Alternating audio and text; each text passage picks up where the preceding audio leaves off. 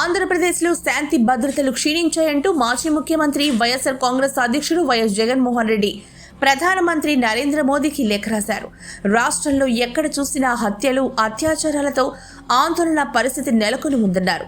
కొత్త ప్రభుత్వం ఏర్పడిన నెల రోజుల్లోనే ఏపీలో 31 హత్యలు, 300కి పైగా హత్యాయత్నాలు జరిగాయని, టీడీపీ నేతల వేధింపుల వల్లే 35 మంది ఆత్మహత్యలు చేసుకున్నారని లేఖలో పేర్కొన్నారు. రాష్ట్రంలో శాంతి భద్రతల పరిరక్షణకు ప్రభుత్వం ఎలాంటి చర్యలు తీసుకోవడం లేదన్నారు.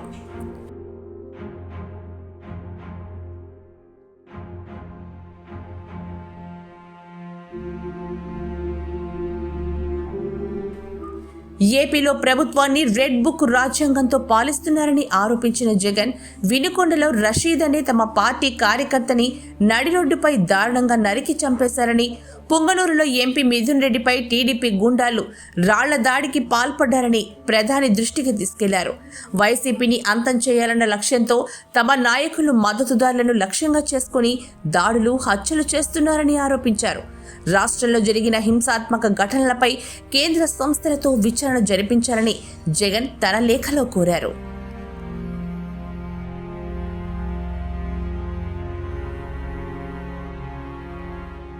ప్రభుత్వంలోని ఓ మంత్రి రెడ్ బుక్ పేరుతో ఏకంగా హోర్డింగులు పెట్టి దాడులు చేయాలని నేరుగా శ్రేణులను ఉసుగొలుపుతున్నారని జగన్ తెలిపారు. వాటిని అడ్డుకోవద్దని అధికారులకు సంకేతాలు ఇవ్వడంతో టీడీపీ శ్రేణులు ఎక్కడికక్కడ రెచ్చిపోయి దారుణాలకు పాల్పడుతున్నారని లేఖలో వివరించారు. మొత్తంగా చూస్తే రాష్ట్రంలో శాంతి భద్రతలు కుప్పకూలిపోయాయని, తక్షణం శాంతి స్థాపన జరగాల్సిన అవసరం ఉందని స్పష్టం చేశారు. టీడీపీ నేతృత్వంలోని కూటమి ప్రభుత్వం అధికారంలోకి వచ్చినప్పటి నుంచి సాగించిన ఈ దురాగతాలను నివేదించేందుకు వీలైన రోజు అపాయింట్మెంట్ ఇవ్వాలంటూ ప్రధాని మోదీకి విజ్ఞప్తి చేశారు. ఆంధ్రప్రదేశ్లో దాదాపు 27 మంది ఐఏఎస్లు, 24 మంది ఐపీఎస్ అధికారులకు పోస్టింగ్ ఇవ్వకుండా పక్కన పెట్టారంటేనే సీఎం చంద్రబాబు లక్ష్యాలు, ఉద్దేశాలు కళ్ల ముందే కనిపిస్తున్నాయని జగన్ లేఖలో పేర్కొన్నారు. అంతకుముందు వినుకొండ ఘటనపై స్పందిస్తూ జగన్ ట్వీట్ చేశారు. రాష్ట్రంలో రాక్షస పాలన సాగుతోందని, లా అండ్ ఆర్డర్ ఎక్కడ కనిపించడం లేదని మండిపడ్డారు.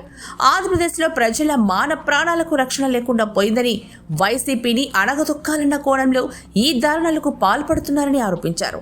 కొత్త ప్రభుత్వం వచ్చి నెలన్నర రోజుల్లోనే హత్యలు, అత్యాచారాలు, రాజకీయ కక్షలతో చేస్తున్న దాడులు, విధ్వంసాలతో ఆంధ్రప్రదేశ్ అంటే అరాచకానికి చిరునామాగా మారిపోయిందన్నారు. వినుకొండ హత్య ఘటన దీనికి పరాకాష్ట అని, నడి రోడ్డుపై జరిగిన ఈ దారుణకాండ ప్రభుత్వానికి సిగ్గుచేటన్నారు. ముఖ్యమంత్రితో సహా బాధ్యతతో వ్యవహరించాల్సిన వ్యక్తులు రాజకీయ దురుద్దేశాలతో వెనుకుండి ఇలాంటి దారుణాలను ప్రోత్సహిస్తుండడం దారుణమని అన్నారు.